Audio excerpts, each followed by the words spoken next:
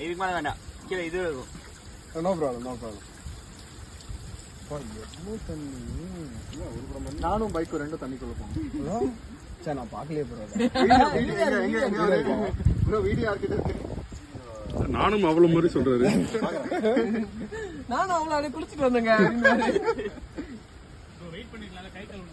நான் கை கழுவிட்டேன்னா இது உங்க வண்டியை தூக்குவோம், அப்ப கழுவிக்கலாம்.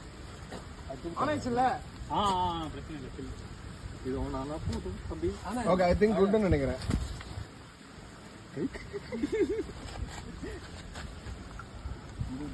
கொஞ்சம் குளுக்குங்க.